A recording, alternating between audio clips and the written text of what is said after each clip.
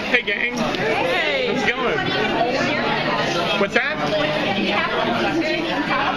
I could talk about a few things. I mean, some of them we kind of said out loud in the finale, like Steven Weber's character, if you remember in the finale, says, "Leave the zombie problems to me." I mean, essentially Max Rager has decided it's in their business interest to eliminate all the zombies in Seattle. And so one of the things that's going to, I mean, suddenly zombies are going to start disappearing. And one of the things that will result in will be Liv and Blaine becoming very strange bedfellows as they're trying to thwart the same problem. It is in neither of their interests for zombies to start disappearing from Seattle.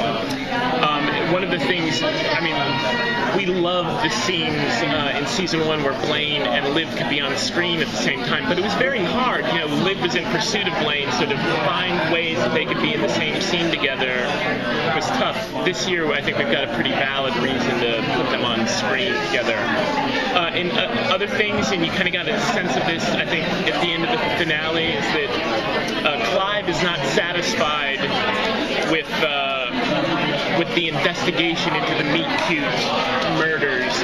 Essentially, the police are happy to attribute everything to Lieutenant Suzuki busted up a drug ring, and it's all in a neat little bow. Clive is not going to let go of that, so we'll have this creeping investigation by Clive that, of course, will point back eventually towards Major and Blaine being involved, and so he'll be on top of that. Speaking of Major and Blaine, I mean, they both got the cure. Right. So how are they going to be in season 2? Like, are there going to be effects from? Yes, there will be. That was a very untested cure, and it will have side effects that will come into play in pretty significant ways, and you'll see them. You'll start to see the side effects in episode 1 of season 2, and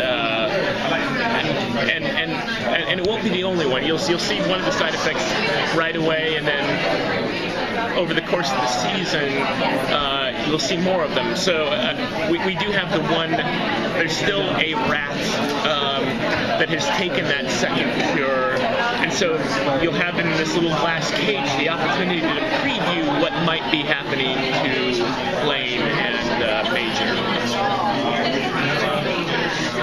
With Detective Rabideau, I mean, we obviously got to start figuring things out at this point. I mean, there's been so many things in this around him. How soon is he going to get there? Well, you know, there are a couple of questions that we ask ourselves a lot, and we've had this big discussion. In fact, I wrote this scene and then cut it out because I'll tell you what it was. It's should Detective Babineau start recognizing that Liv seems to take on these new personalities each week? Like, would that make sense? And I wrote a whole scene in which he comments on it, and Liv says, "Yeah, it helps me have these visions by trying to like channel the people."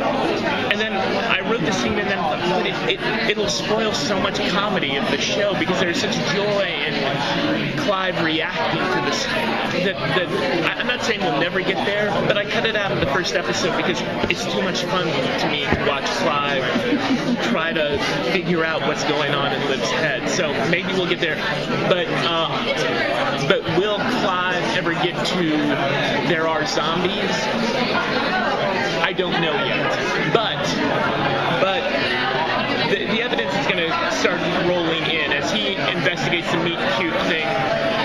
There are clues that don't seem to add up, but we do try to ask ourselves, you know, these people don't know they're in a comic book universe. Like, this is a real cop. What would it take for a real cop to suddenly say, "I've got it, there are zombies out there"? It would take, like, that's a hard jump for anyone to make, even if you do discover kids with missing brain, with empty brain cavities. It's still, you don't think zombies right away. Unless you knew you were in a show called IZombie, in which case it would be very apparent. Then you really should have figured it out sooner. Okay, guys, I gotta.